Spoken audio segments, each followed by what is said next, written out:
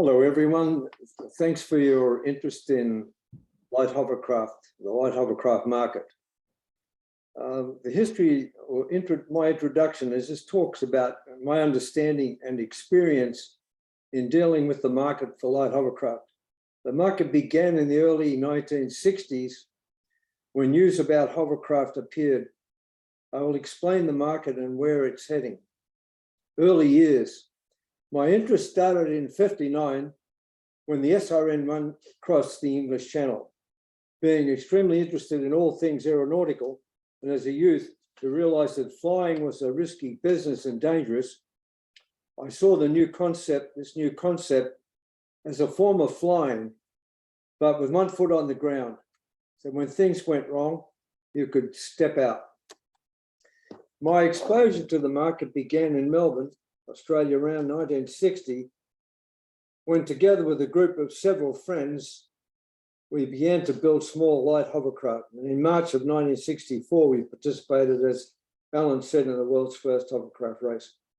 As time progressed, I went on to form a light hovercraft manufacturing company, which is still in business and is the primary source of my marketing experience and knowledge.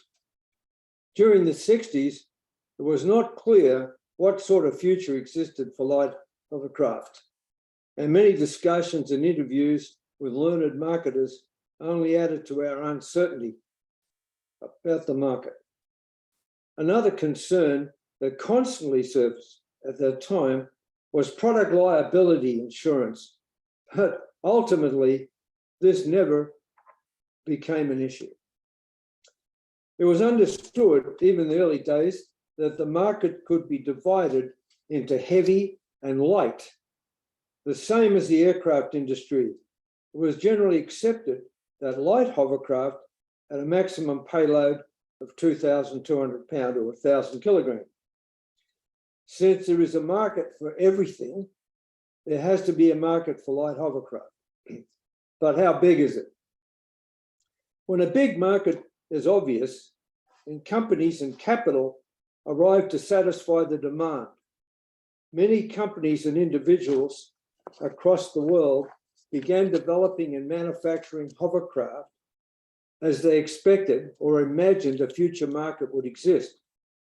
Expectations were founded on speculation, and as time passed, only a few of these hovercraft ventures succeeded. I have a formula for survival in a new industry, and I'll read it. It's maybe a little bit educational rather than talking about the market, but I think it's what's sort of been behind what I've been doing. Surviving the formative years of a new industry is a process that requires endless endurance, supreme tenacity, and a system to capitalize your efforts, so that when one marketing or product idea fails, the entire enterprise is not brought down. The process must keep going so that new ideas can be invented, tested, and evaluated until successful. Controlling expenses in such a process is a Herculean task, and sourcing capital is an even bigger one. This mode of operation must be constantly developed and organized in such a way that it can continue on for however long until success appears.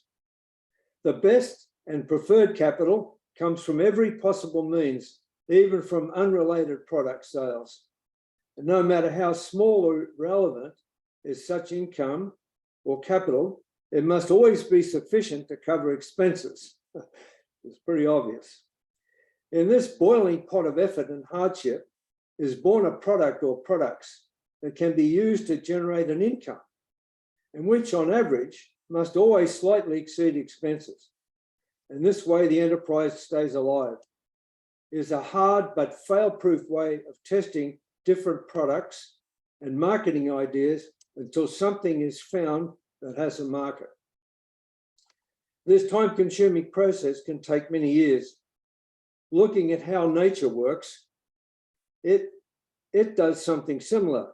It makes countless numbers of attempts, for example, producing seeds, The best survive, grow, and go on to produce. The secret of the process is to evaluate a largest possible number of products and ideas with the resources available. In nature, time is unlimited, but humans only last a lifetime, which is a practical limit. If a market is large, as I've already mentioned, more activity occurs and additional resources flow in from speculators. And this shortens the time to develop both product and market. And no sooner something is shown to succeed, in the marketplace, it will be copied and occasionally even improved. After discovering Adam Smith's book, The Wealth of Nations, which was first published in 1776, he was a Scotsman. From his explanations, I began to understand how things work. He explained that the most fundamental reason for our prosperity and wealth derives from the advantages that accrue from the division of labor. This can be explained as one man, one job, and it happens to be the most efficient way to work.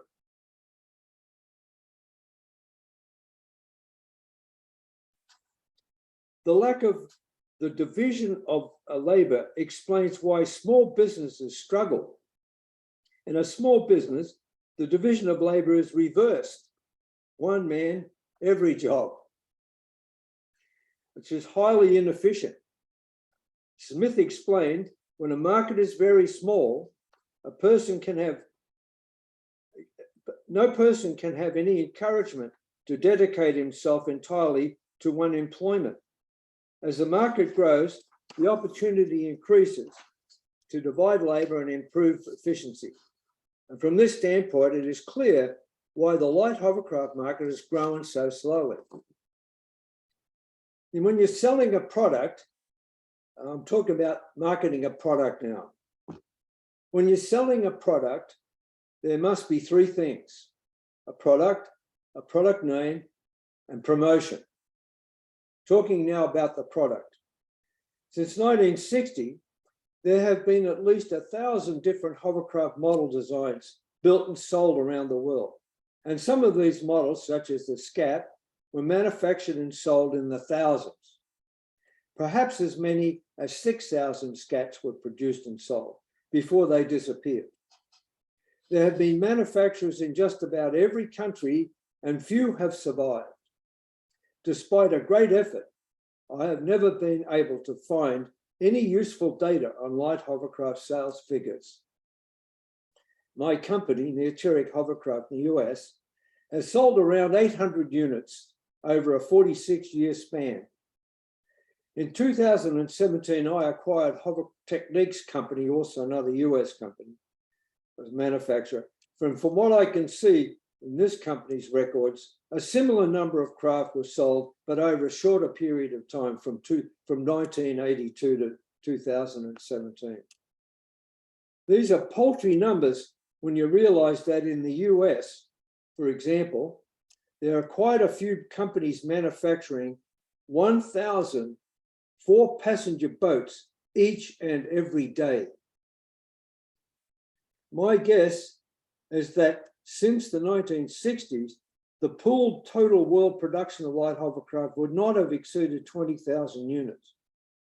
If you compare this with today's sales of four-wheelers, jet skis, and snowmobiles, if we just look at the US and Canada, four-wheelers are somewhere in the 200 to 300,000 units a year. Jet skis around 75,000. They go up and down from year to year, and snowmobiles are similar to jet skis, about 75,000. Now, I want to talk about product name. And this may be irritating, but let's see what happens. In the early 60s, and even today, hovercraft have been given many different names. For example, surface effect ships, ground effect vehicles, peripheral jet vehicles, surface skimmers, landing craft air cushion, and recently ship-to-shore connectors. wing and ground effect, wigs, ram wings, air cushion vehicles, sidewall hovercraft, air cycles, air cars, annular jet vehicles, and even flying saucers. A sure way to escape the law or of making something difficult to find is to change its name or have multiple names. And when it comes to selling hovercraft with a slew of different names, it's confusing and increases the difficulty of marketing the product.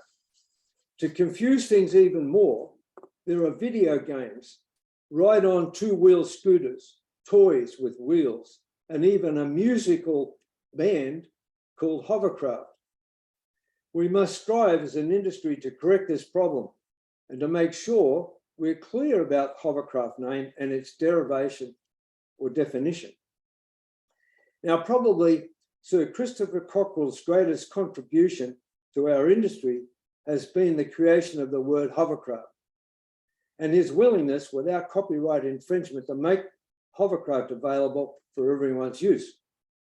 In a 1980 UK Department of Industry Ship and Technical Requirements Board report on stability and control of hovercraft, notes for commanders defined hovercraft as a vehicle which is designed to be supported when in motion, wholly or partially, by air, expelled from the vehicle to form a cushion of which the boundaries include the ground, water, or other surfaces beneath the vehicle. Wikipedia defines a hovercraft, also known as an air cushion vehicle, ACV, is an amphibious craft capable of traveling over land and water, mud and ice, and other surfaces. Now, from my experience, my understanding of the product, there's a family of vehicles which are associated with air support, and the family name is air cushion vehicle.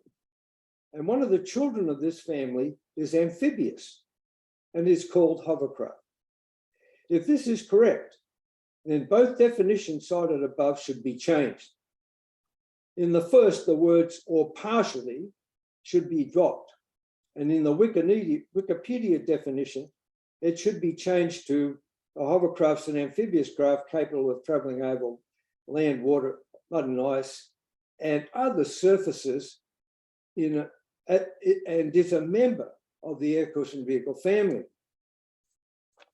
Now, it'd be helpful to the air cushion vehicle industry if we work towards correcting such confusion. By agreeing that hovercraft is a child of the air cushion vehicle family, then our Hovercraft Society's name should rightly be the Air Cushion Vehicle Society. When I incorporated the Hover Club of America, I never realized my mistake. This organization should have been called the Hovercraft Club of America. We should look to correcting all this confusion around the world over the name hovercraft. So getting the name right is important. Also, hydroplanes and big cats are partially supported by air and therefore are children of the air cushion vehicle family, even though that side of the family might be estranged.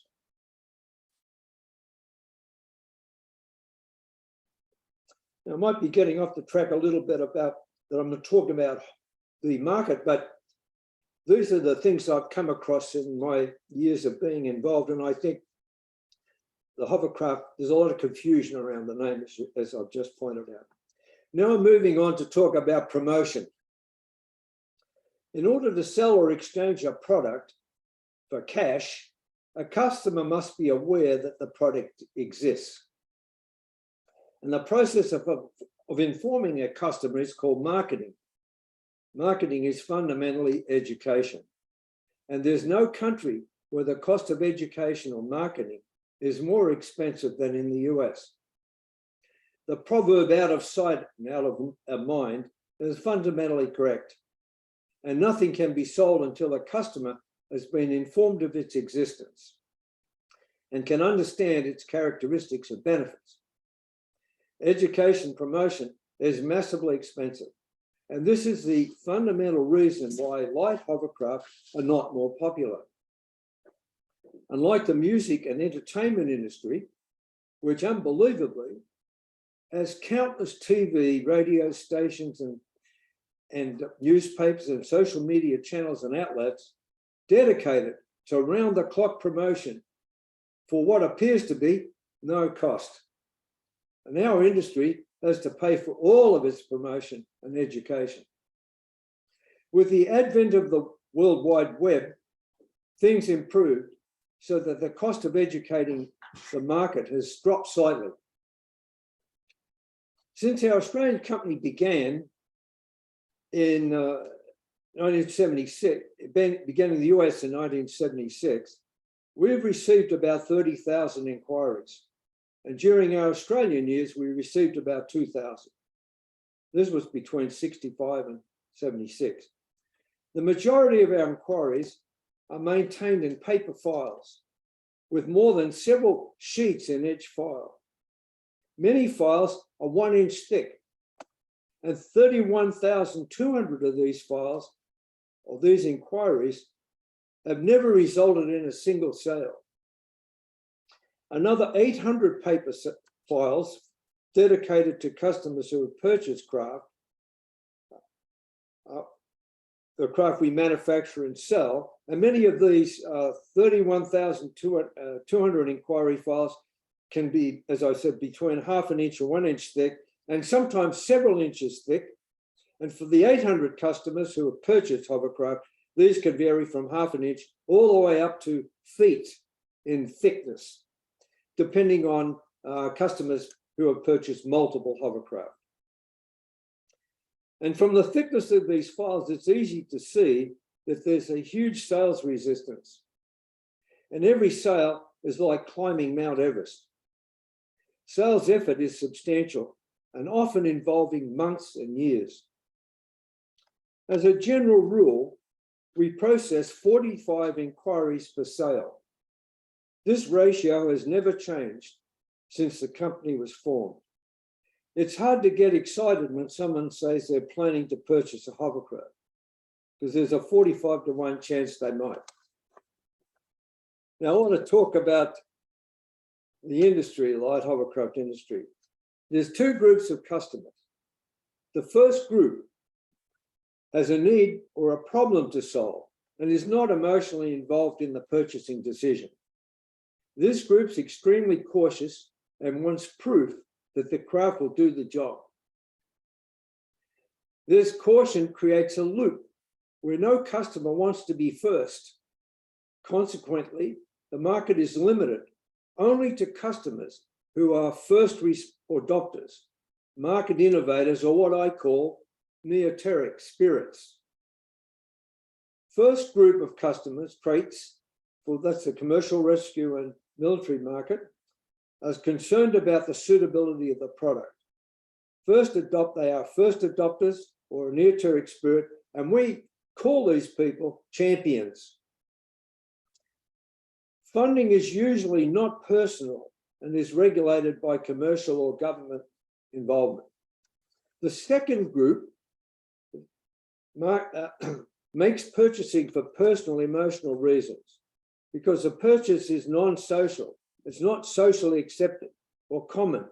And this means that the customer must also be a first adopter or a Neoteric spirit. So you can see that all customers are first adopters or Neoteric spirits. The second group of customer traits are as follows. They're mostly male. They are aged between 20 and 90 years of age. They have a history or interest in one or more all-terrain vehicles, light aircraft, motorcycles, jet skis, snowmobiles, boats, etc. They have some available uncommitted or discretionary funds. They demonstrate a willingness to try something new. They're first adopters or Neoteric spirits. The product must capture their self-concept, must fit their self-concept. And many customers are lonely. and they look for contact, want to reinforce the sense of belonging.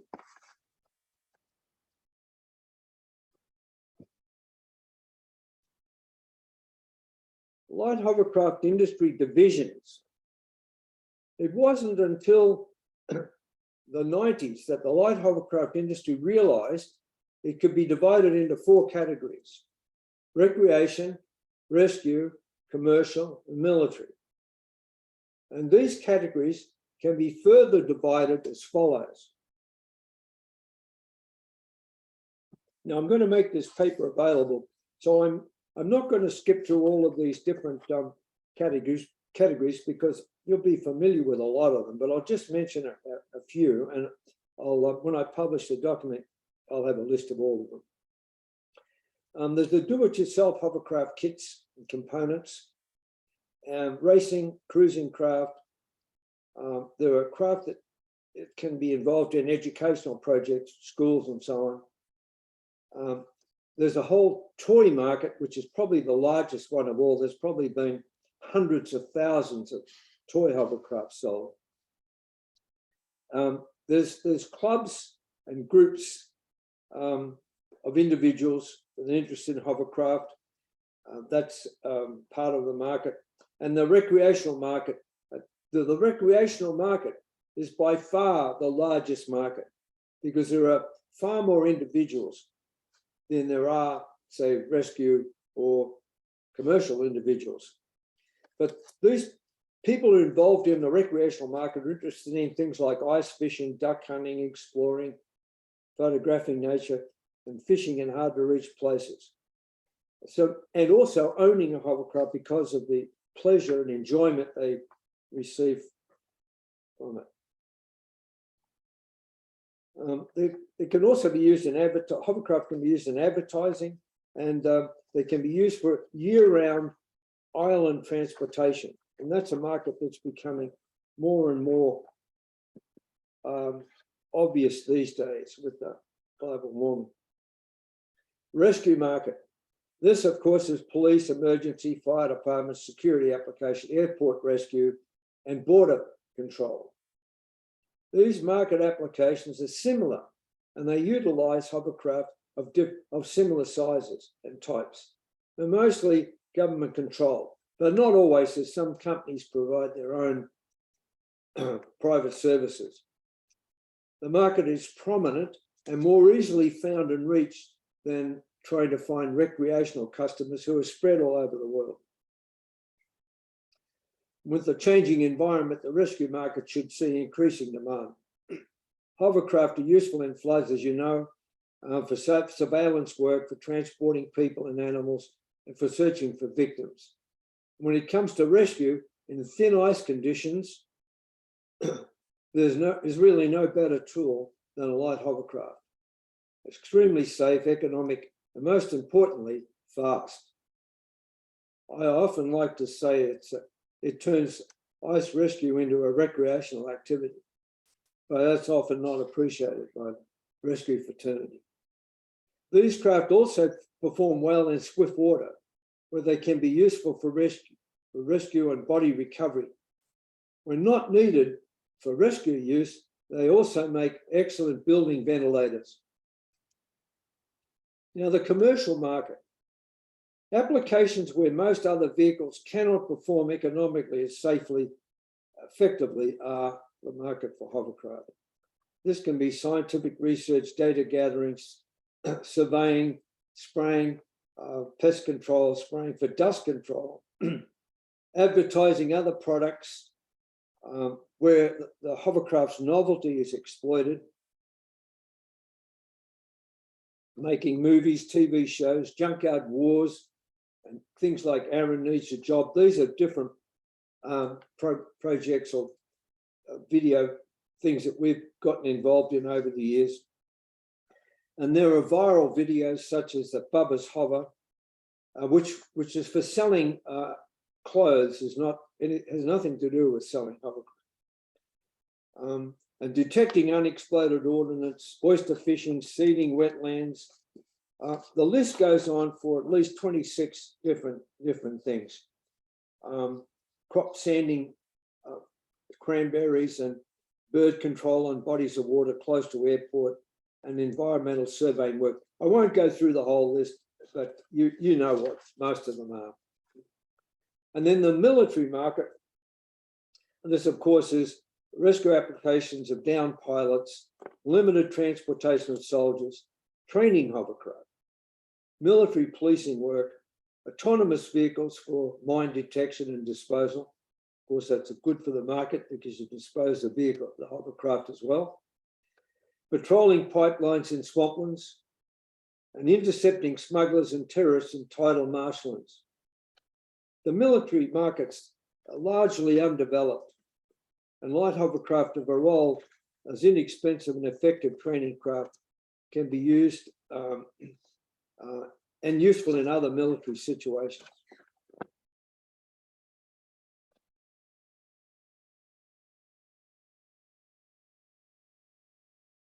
Looks like I've lost a section. I wanted to talk about the distribution. I'll come back to that. The distribution of hovercraft. Usually when a market is fairly large, such as automobiles or electric drills and so on, the manufacturer will set up a distribution system where there'll be a distributor and the distributor will appoint dealers. And this often happens in the light hovercraft market, but the market for the product is not there. So you can't use distributors and you can't use dealers.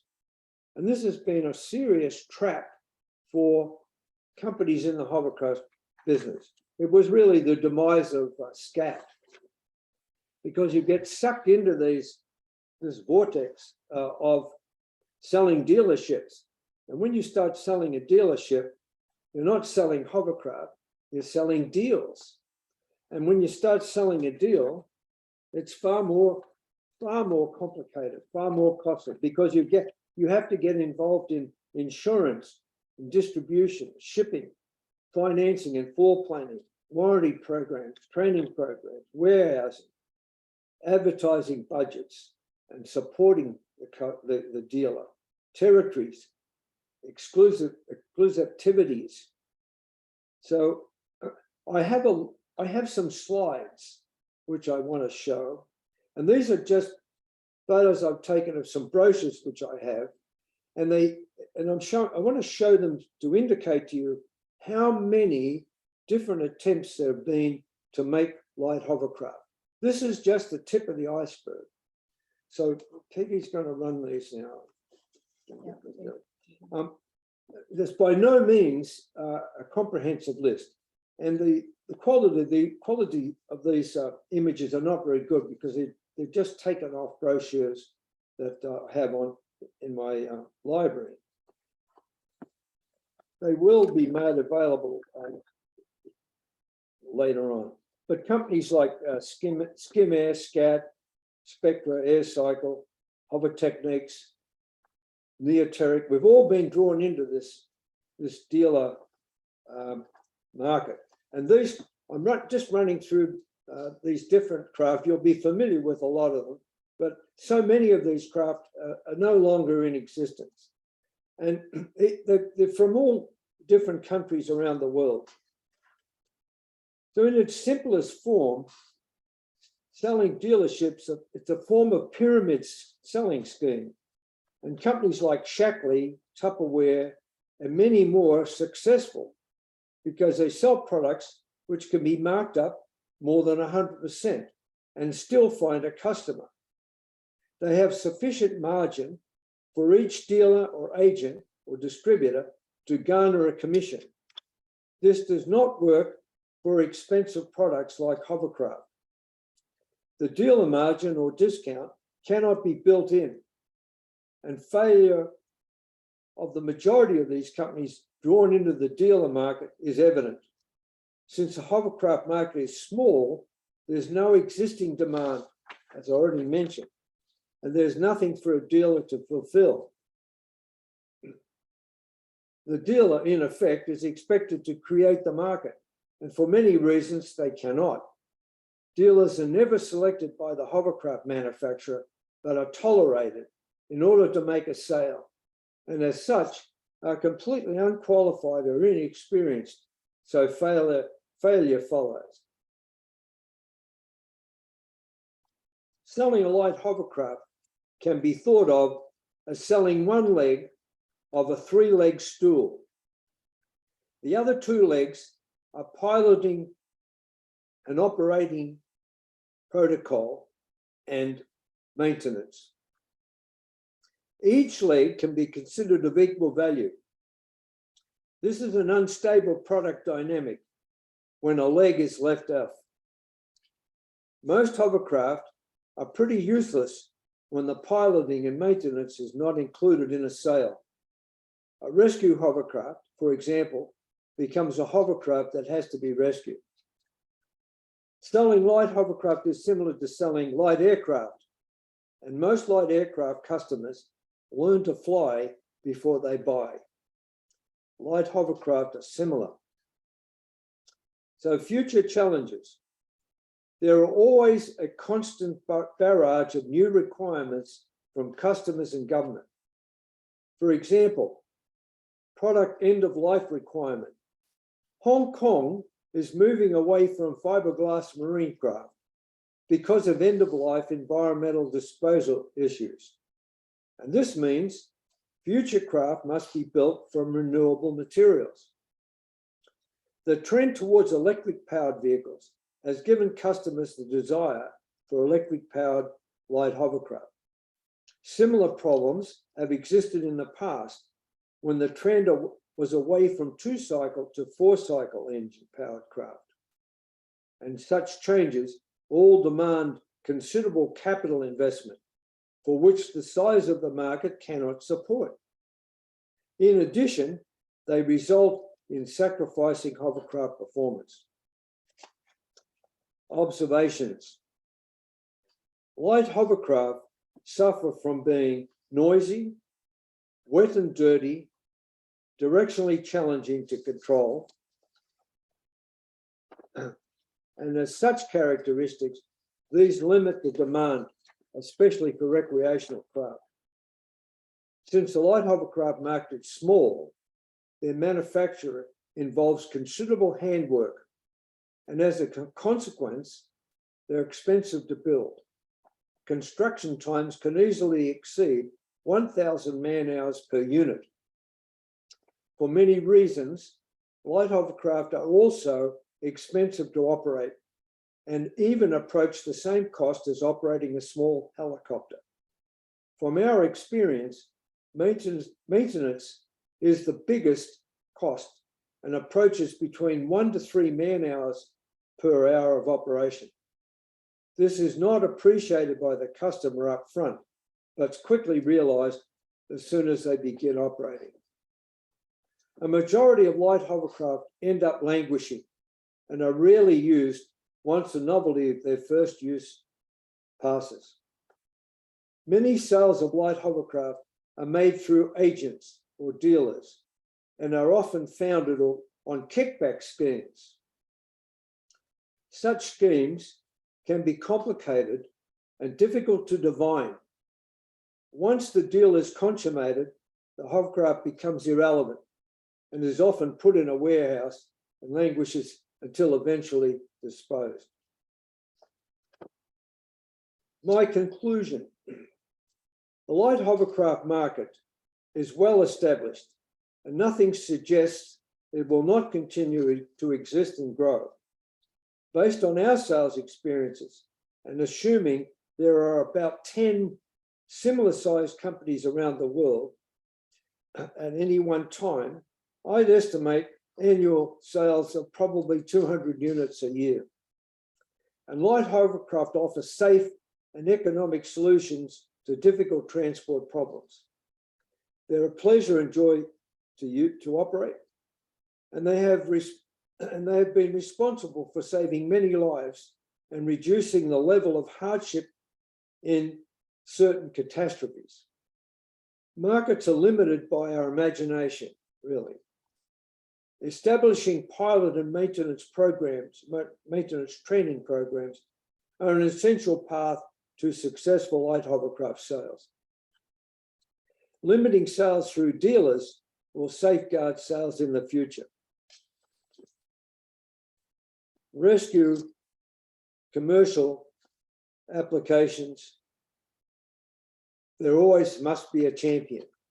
And we look for that individual when we're trying to sell to a fire department and so on, because the champion will take it under their wing and nurture the product and make it work. And if you sell the product to a fire department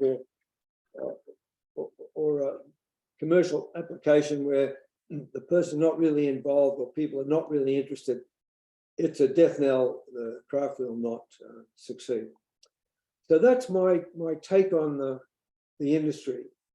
And I wonder if there's any questions.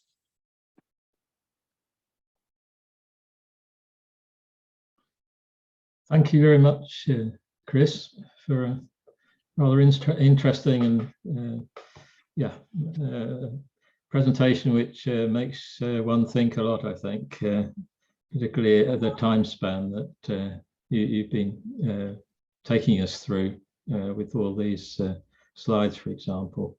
I would like to open up the floor to everybody that's on the call, and either put your hand up or maybe I should just say unmute. Well, no. Ideally, if you wouldn't mind, if you could press on reactions and put your hand up, raise hand, and then we can keep some order here to the questions and so on. Who would like to go first? What do you all think of the hovercraft market and how it can continue to be successful?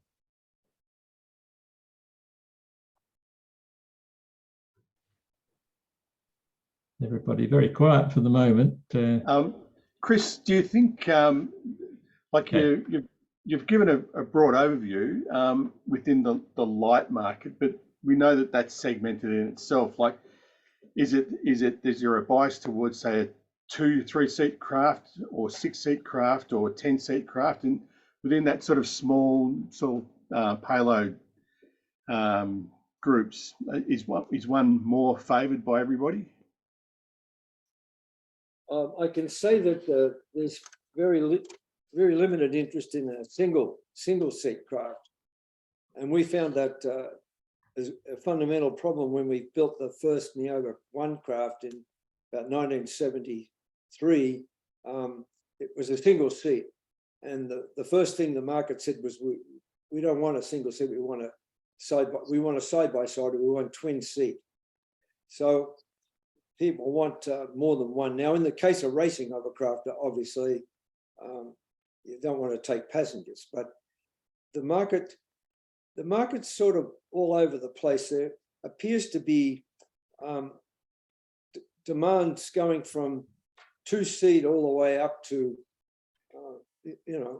50, 60 passengers, and it's hard to say if there's any one particular product size that's more popular than another, but probably in the commercial end of it, the 10 to 12 seat seems to be one that we get a lot of inquiries for, and of course Griffin are in that sort of market. And then if you fall into the lower categories, then the 3, 4, 6 passenger, that seems to be the more popular sizes from what we're selling anyway. And most people probably never carry 6, if they buy a 6 passenger, never carry 6 passengers, because the performance when they have 6 passengers, performance is pretty bad. It's better when you have a 6 passenger craft and you just operate with a couple of people in it. Then the thrust to weight ratio is much better and the craft will perform much better.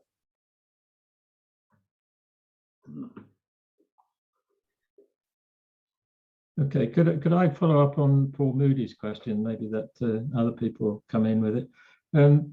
You talked, Chris, about craft in the 3 to 6 passenger as a payload, range being the popular. Is this what you're finding for the fire services and the other kind of rescue services in the US? Because my observation is that if you take, for example, Magnus over in Sweden, he has the two models, the three passenger and 6 passenger, and that seems to be very popular. It seems to be the right kind of sizing for fire services and rescue services, not to carry 6 people, but to have the space for that.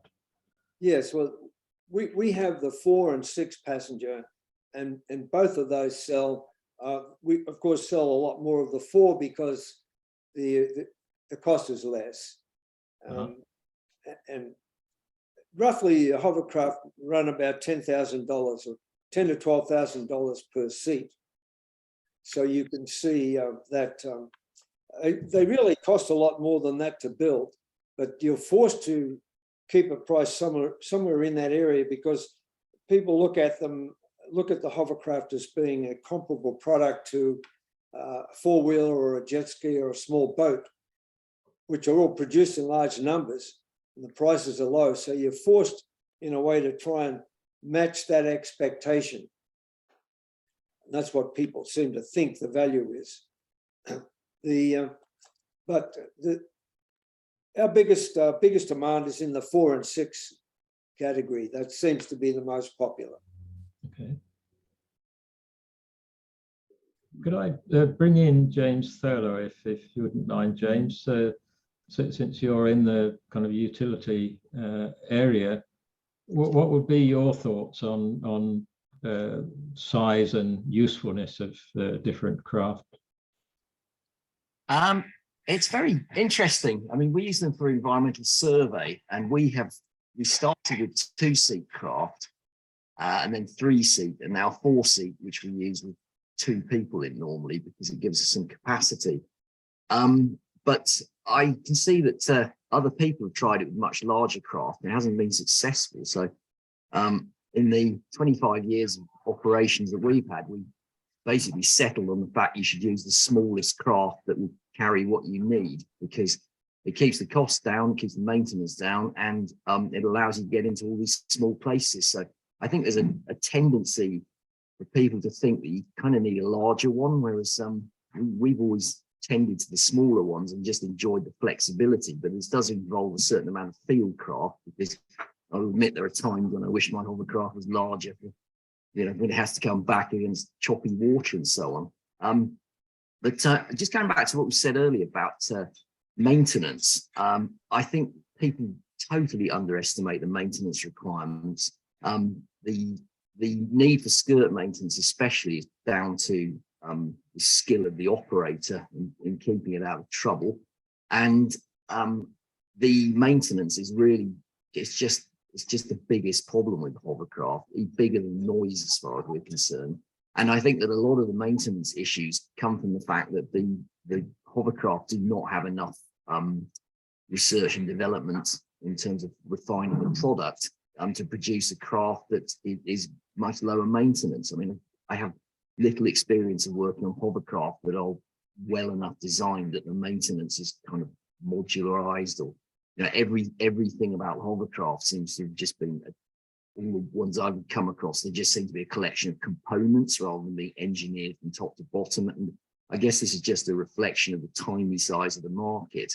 And it's just another one of these things that holds the market back, in my opinion. And I find it difficult to recommend hovercraft as a kind of recreational pursuit for people, given how much maintenance I've done on them over the years.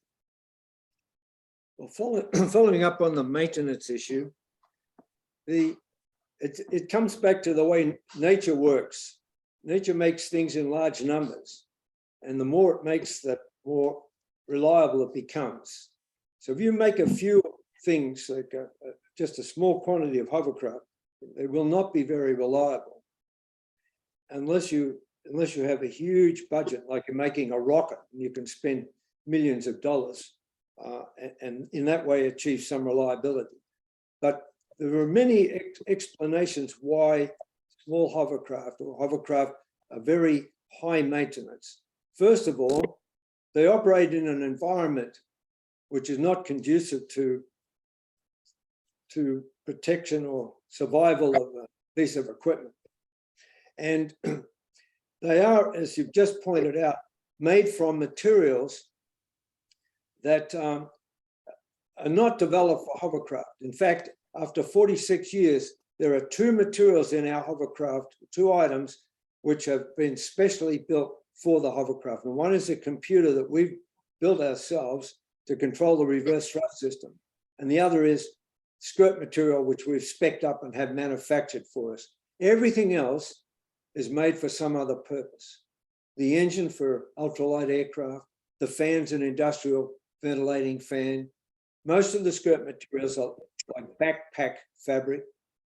The controls are maybe bicycle cables, instruments, and all these things are for other purposes, and none of them are developed for use in hovercraft. So when you put them all together, they don't work very well. As I said, you're also working in a terrible environment. And the other thing is that the hovercraft is mostly driven by novices. And as you know, somebody without experience is very hard on equipment. If you have a lot of experience, you can avoid damaging the product. I always say in training that in the hands of a novice, hovercraft are magnetically attracted to all obstacles.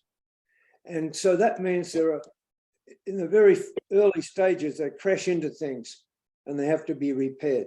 It costs somewhere between $1,000 and $2,000 to repair a little fiberglass hole in the side of a hovercraft. If you want to do it properly, you don't have to. The craft will still work with the damage, and you can take a Coca-Cola can and pop rivet it on the side and it'll go forever.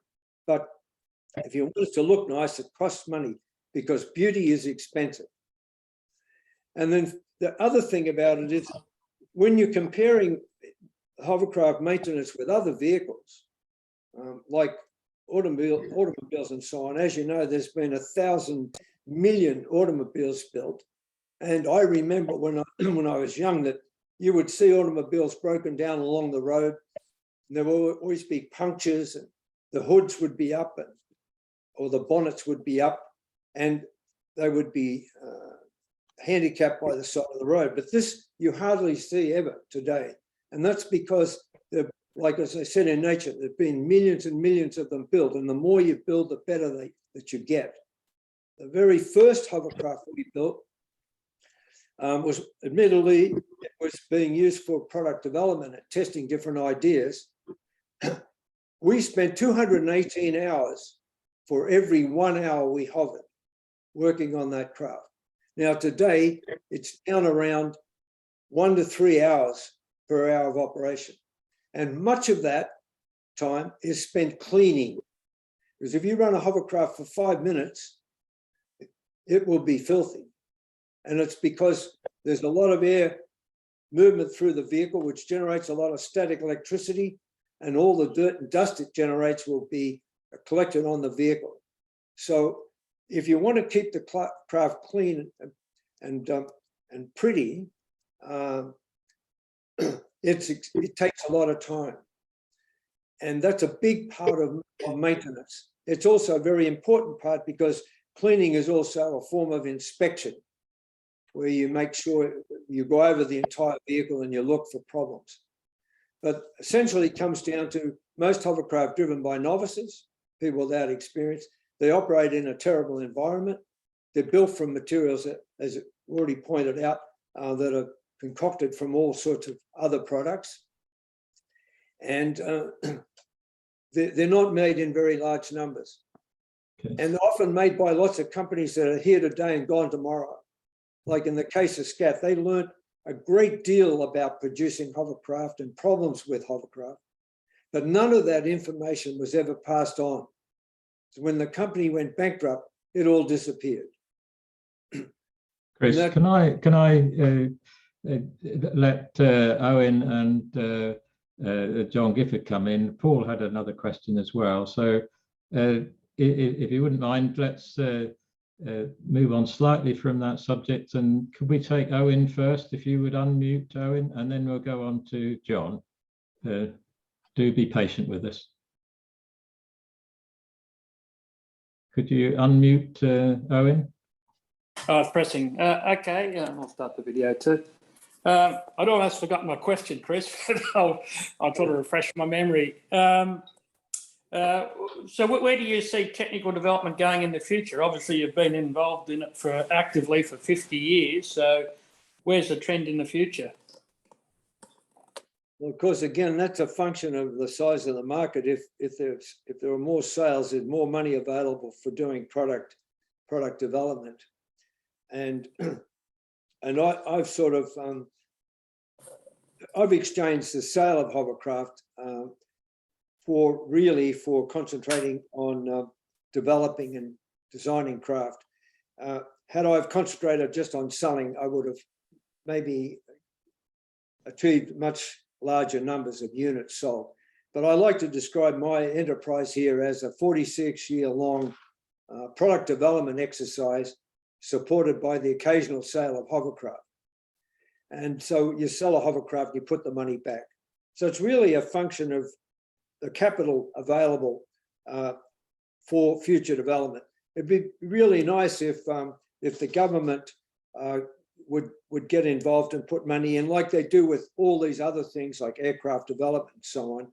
For example, if they put some money into developing training hovercrafts or training craft, that would be a way of speeding up what you just asked for, more product development.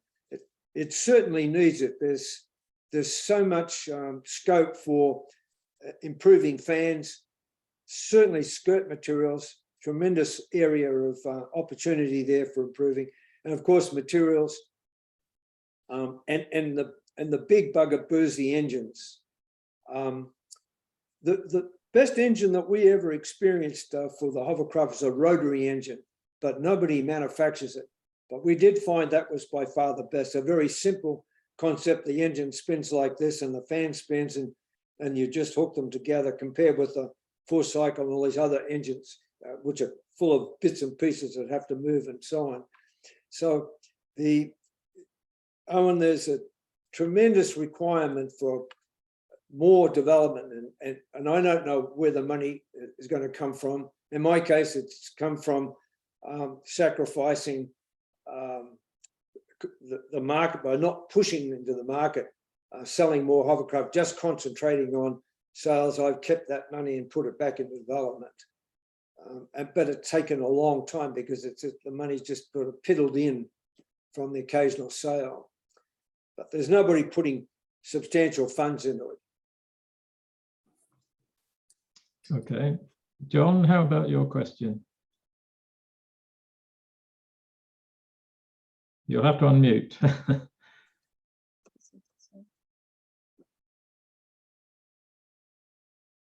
Can you unmute your microphone, John? Ah, there we go. Okay, Thank you. sorry about that. Slight. Okay, can you hear me now? Yes.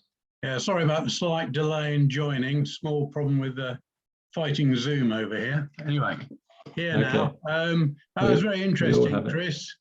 Funny enough, my question was going to be very similar to Owen's on where do you think the product should go. And my view on the small craft, not bigger ones, but the small ones is very much the sort of the adoption of currently 4-stroke engines, and maybe eventually electric motors, and quietness. I think they are two things that have delayed sales in the past, noise, and I think Keith Oakley, and to a lesser extent myself and Owen, we're all producing craft now which is significantly quieter than they used to be.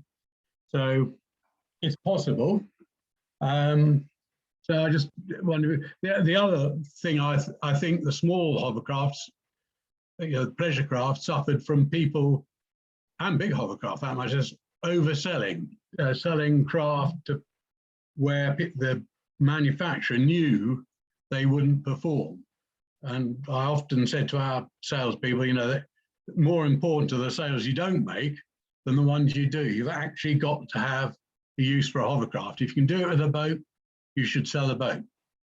So that's yeah, just a few thoughts, but specifically reduction in noise and adoption of more economical diesel hovercraft, diesel engines. I don't know what your thoughts on that are, Chris.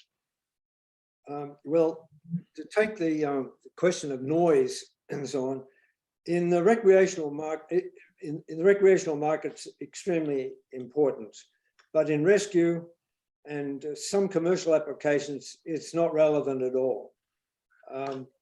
The fire department rarely bring up the issue of noise, and quite a few of them will operate airboats, which are horrendously noisy. Yeah.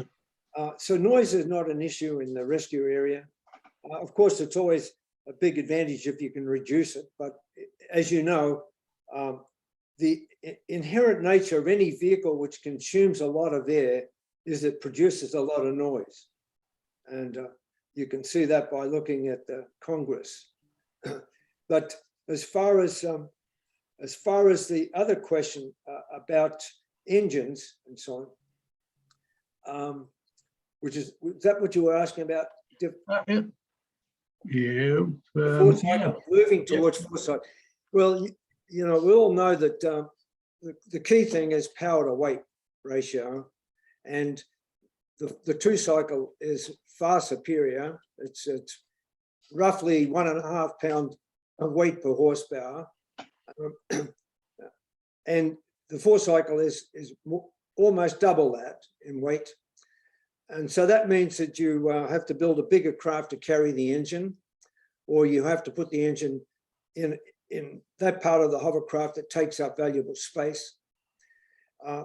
Four cycle engines appear to be more reliable than two cycle engines, but that issue is not initially that important because the customer doesn't know about it. And your point about the customer qualifying the manufacturer qualifying the customer, you know, when you're desperate and you're struggling from day to day, you'll do anything to get an order, and that's what's happened in the past. Because you're trying to get money to come in, and consequently that is one of the unfortunate things that's caused most of the companies to fail. Yeah. Okay, Laurie, you have your hand up as well. Would you like to unmute? Yes. And ask your question? Actually, I wrote a chat comment, so I'll just read it out. Yes. Thanks, yes. Chris, for a very informative talk. Could you comment on the preferable number of engines you would recommend? I would have thought that fewer would be better in order to reduce the maintenance and improve the reliability. Thank you. Well, over the years, I've experimented with many different craft designs, thinking that each time I build a new hovercraft, I would find that there was a demand for that model, and then I would head off in that direction. And in the end, I realized that the manufacturer really knows more about what the customer wants than the customer does. So you have to figure out that this is what the customer is going to buy. And the question about multiple engines, there's a big advantage in having a separate engine, because you can put the air into the cushion where you want it, which is in the front. So you can put another engine on the front. And over the years, I've built both designs with multiple engines. And in the end, I tend to follow the concept that if you use two engines, you're right, Laurie, it's a lot more complicated. The craft's more complicated. There is more maintenance. There is more vibration and noise. There's more cost. And there can also be, you increase the moment of inertia of the craft so that it's harder to spin the craft or turn it around. You put an engine on the front. Also in the rescue application, many rescue situations, it may involve swift water, and it's much easier to approach an object or a person in a tree, for example, by coming into the current because you're under hump and therefore acting like a boat. So you approach the person in a tree. If you have an engine on the front of the craft, that person is not likely to want to step on that engine. Whereas if you've got a reasonably smooth front, you can pull them in over the front of the craft and have a windshield that deflects down, and it's easier to make a rescue that way than to have an engine on the front. Also, I've discovered that in certain conditions, having an additional fan on the front means that water can actually come in over the front, damage the fan, and can also come from up under the cushion and damage the fan. So by building all these different designs over the years, I decided I'd go with one engine, standardize on one engine, and thereby following Henry Ford's concept of you can have any color you like as long as it's black. I've followed the concept you can have any hovercraft you like as long as it's got one engine. That's a definition of Henry Ford's statement, it's a definition of standardization. And if you can standardize, you can more quickly take yourself to the advantages that accrue from the division of labor. One man, one job. Okay, thank you. Chris, how often do you find sales resistance to the concept of maintaining a skirt? Obviously, skirts being one of the defining features of hovercraft. You know, when people first approach them, they sort of, you know, they have all various names for them, and you sort of got to explain what they do. Do you find that that becomes a topic of resistance for them? Well, the customer doesn't know what the life of the skirt is. They might ask you how long do they last, and we'll say typically 120 hours. But that depends on the surface over which they operate. I mean, if you're operating a lot over sand, sand is what you make sandpaper out of. So it wears the skirts out more quickly than operating over water or very smooth ice.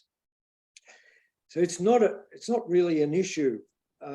And oddly enough, it's a form of a fairly large form of income, because it's like car tires. You can replace the skirts all the time. And we get a constant demand for skirts. And people seem to be quite happy with 150 hours of life. The other interesting thing about the rescue application is if a fire department is successful, makes a rescue and they get some publicity, the first thing they usually will do will reward themselves by buying a new set of skirts. And it's because the public will sort of endorse them by saying, oh, you did a good job, you can spend some money. So we often find that when there's been a successful rescue, we'll get an order for a set of skirts. So it's a good part of the sales, after sale, market sale for hovercraft. Is that the primary, one of the primary sort of spare parts that you supply? Is there any other thing that you tend to do in volume as a spare? Skirts are by far and above everything else number one item. And the one after that, of course, is fans, because you know, you've got an engine, maybe 100 horsepower engine on a craft, and that's 100 horsepower vacuum cleaner. So every single thing in the hovercraft ends up in the fan, and there's a constant demand for replacing fan blades because they're always being broken. That seems to be the number two demand that we get. And then there's just a slew of odd little things like just individual components, control cables, a lot of problems with control cables, jamming and freezing and corroding. That's a constant problem, and we'll be often supplying cables of various sorts.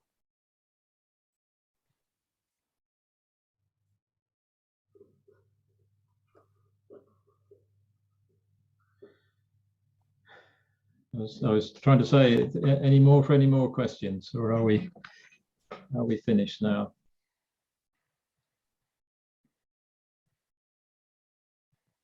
Could I well, before we close, and then I think we should close. We're over the hour. But do you find, Chris, that you operate in, if you like, two separate markets, where the people that do buy a craft from you for recreation have a completely different approach to the product to the rest, the utility market that you sell into? Are they, yeah. Is there a big difference, or is it just that everybody buys a lot of skirt materials? Well, I'm not sure what you mean by the question. I think that the recreational customer may not be as interested in training and that sort of thing. They may just want to buy the craft. Okay. Whereas the rescue market understands that training is essential, important, and usually will budget for that. And as I say, when you're selling a hovercraft, you're really selling three things. You're selling the craft, you've got to sell training, and you've got to sell maintenance. And that's very hard to convince a recreational customer that they've just bought one third. They've just spent 1/3 of what they need to spend in order to make this product successful. Okay, but it is a very interesting insight there. I think that this is not simply about buying an object. It's about much more than that. Yeah. Okay. Right. But could I just? I realise Mike joined us very late due to other issues. But Mike, I ask you as chairman of the Hovercraft Society to thanks Chris and close the meeting for us. Yeah, of course. I got my Central European and UK times all mixed up, and then I lost Zoom altogether.